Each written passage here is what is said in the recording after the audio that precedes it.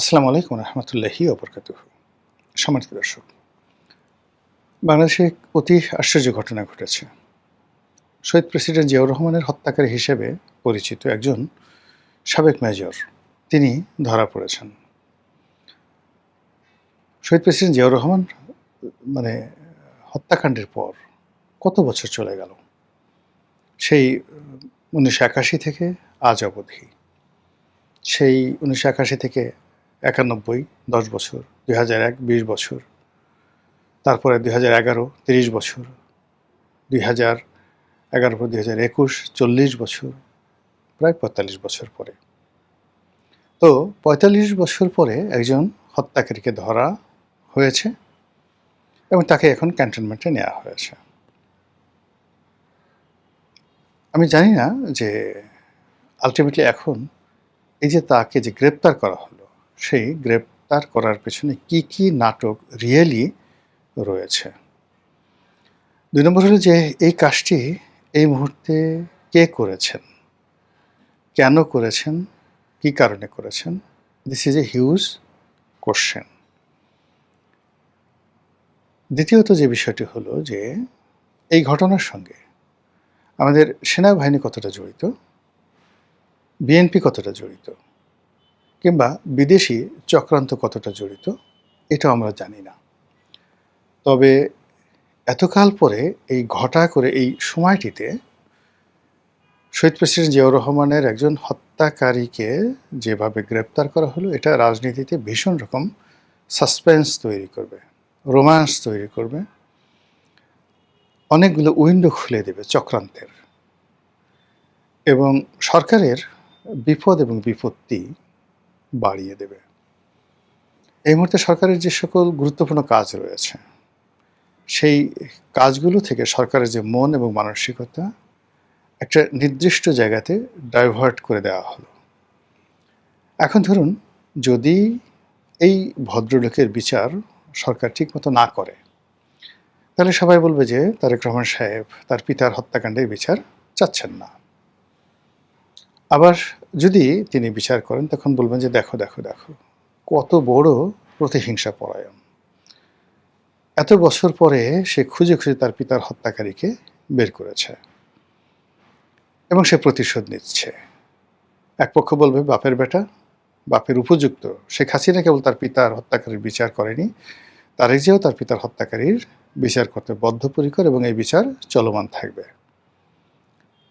এই বিচার কিভাবে চলমান থাকবে? যেমন প্রতিটি হত্যাকাণ্ডের পেছনে দুটো ঘটনা থাকে। একটা হলো মিলিটারি, মানে এই ধরনের সামরিক কুয়ের ক্ষেত্রে একটা মিলিটারি ইনভলভমেন্ট থাকে, আর একটা হলো সিভিল অ্যান্ড পলিটিক্যাল, তাদের একটা ইনভলভমেন্ট থাকে। আমাদের দেশে যে কটা সামরিক কু হয়েছে, ক্ষমতার পট পরিবর্তন হয়েছে, যেগুলো নির্মম হত্যাকাণ্ড ঘটেছে, প্রায় সবগুলোর সঙ্গে একটা পলিটিক্যাল কানেকশন ছিল। পলিটিক্যাল কানেকশনের সঙ্গে আবার একটা সিভিল সোসাইটির কানেকশন ছিল। এখন যেমন দেখা গেল যে পিনাকি ঠিনাকি এরা যে কোনো কাজই ডেইলি স্টার, প্রথম আলোর একটা সখ্যতা খুঁজে পায়। ঠিক এরকম ঘটনা কিন্তু পাকিস্তান জামানাতেও ছিল। ওই সময়টাতে পাকিস্তানের পক্ষে সেই পূর্বদেশ, অবজারভার, এদের মালিক হামিদুল হক চৌধুরী, তারা যেভাবে কাজ করেছেন, আবার সেই পাকিস্তান রাষ্ট্র প্রতিষ্ঠার পেছনে দৈনিক আজাদ পত্রিকা, মাওলানা আকরাম খাঁ, তাদের একটা বিরাট ভূমিকা ছিল। আবার পাকিস্তানের বিরুদ্ধে অ্যান্টি স্টেট যে পলিসি এবং বাংলাদেশ বিনির্মাণে যে কয়টি পত্রিকা, তাদের মধ্যে ইত্তেফাক, সংবাদ, তাদের একটা অত্যন্ত গুরুত্বপূর্ণ ভূমিকা এখানে ছিল। তো স্বাধীন বাংলাদেশও সেই রাষ্ট্রের মৌলভিত্তি, একটা রাষ্ট্রের গণতন্ত্রের যে মৌলভিত্তি হিসেবে সংবাদপত্র, এটা কখনো স্বাধীন হয়, কখনো পরাধীন হয়, কখনো তাবেদার হয়, কিন্তু যেভাবেই হয় না কেন এটা সবসময় ক্ষমতার পট পরিবর্তন, পালা পরিবর্তনে খুবই গুরুত্বপূর্ণ ভূমিকা পালন করে। তো সেক্ষেত্রে শেখ হাসিনার উত্থানে যেভাবে সাংবাদিকদের ভূমিকা ছিল, সংবাদপত্রের ভূমিকা ছিল, পতনের ভূমিকা ছিল, ইউনূসের উত্থানে, ইউনূসের পতনে, আবার তারেক রহমান সাহেবের উত্থানে, তারেক রহমান সাহেবের পতনে একই ঘটনা কিন্তু এই সংবাদপত্রগুলো ঘটে যাবে বা ঘটাবে। এখন বোঝার চেষ্টা করুন যে এই যে জিয়াউর রহমানের হত্যাকারী রূপে তাকে গ্রেপ্তার করা হলো, এটা নিয়ে কী কী সমীকরণ হতে পারে? ১ নম্বর সমীকরণ হলো যে জিয়াউর রহমানের হত্যাকাণ্ডের সঙ্গে একটা পলিটিক্যাল অ্যালাইনমেন্ট ছিল এবং সেই অ্যালাইনমেন্টটা আওয়ামী লীগ, শেখ হাসিনা। এই বিষয়গুলো যদি সামনে নিয়ে আসা হয়, এই কারণ হলো ঠিক সেম কাজটা তো আওয়ামী লীগ করেছে। আওয়ামী লীগ বলেছে যে বঙ্গবন্ধুকে যে হত্যাকাণ্ড হয়েছে সেটা নেহায়েত কিছু বিপদগামী সামরিক কর্মকর্তাদের ছিল না। এর সঙ্গে জিয়াউর রহমানের যোগাযোগ ছিল এবং জিয়াউর রহমান যেহেতু আলটিমেট বেনিফিশিয়ারি, সে পিছন দিক থেকে কলকাঠি নেড়ে প্লট ১ মানে বঙ্গবন্ধু হত্যাকাণ্ড, প্লট ২ খন্দকার মোশতাকের ক্ষমতা এবং প্লট ৩ ৭ই নভেম্বর, প্লট ৪ সেই খালেদ মোশাররফ এবং প্লট ৫ জিয়াউর রহমান। এই যে প্লটগুলো সে সাজিয়েছে এটা আওয়ামী লীগ তৈরি করেছে।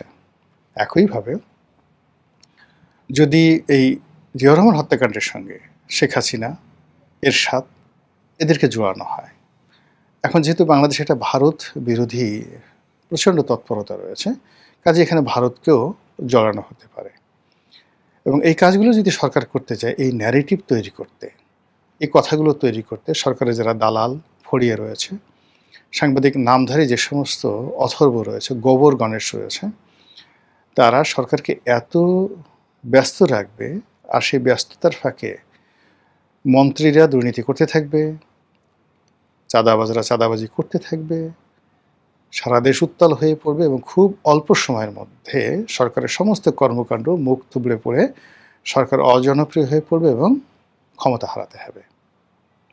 আপনি বুঝতেছেন যে মাস্টার প্ল্যানটা কি।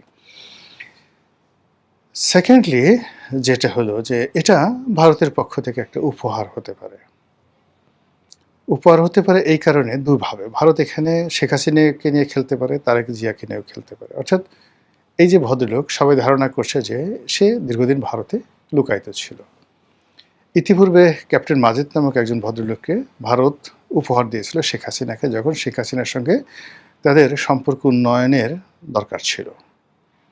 ঠিক এই সময়টাতে বাংলাদেশ এবং ভারতের সম্পর্ক তলানিতে, বিএনপির সঙ্গে তারেক জিয়ার সঙ্গে দিল্লির সম্পর্ক আরও তলানিতে, আমাদের যে মিলিটারি পয়েন্ট অফ ভিউ বা নিরাপত্তার যে বিষয়গুলো রয়েছে, এদেশের দক্ষিণপন্থার উত্থান ইত্যাদি বিষয়গুলো যদি আপনি কল্পনা করেন, সব মিলিয়ে আপনি দেখবেন যে we are passing a very critical time, যেটা কখনই আমাদের ইতিহাসে অতীতে ছিল না। তো সেই দিক থেকে ভারত যে কোনো মূল্যে বর্তমান সরকারের কাছাকাছি আসতে চাচ্ছে এবং সেই কাছাকাছি আসতে গিয়ে যদি এইরকম একটা ঘটনা ঘটিয়ে থাকে, তারা উপহার দিয়ে থাকে তারেক রহমানকে খুশি করার জন্য, তাহলে সেটি হজম করার ক্ষমতা তারেক রহমান সাহেবের নেই এবং এই কাজ করতে গিয়ে সেনাবাহিনীর মধ্যে বিভেদ তৈরি হবে, বিসংবাদ তৈরি হবে, অনেকগুলো কেসে করতে সাপ বের হয়ে যাবে এবং সরকার আলটিমেটলি বিপদে পড়বে।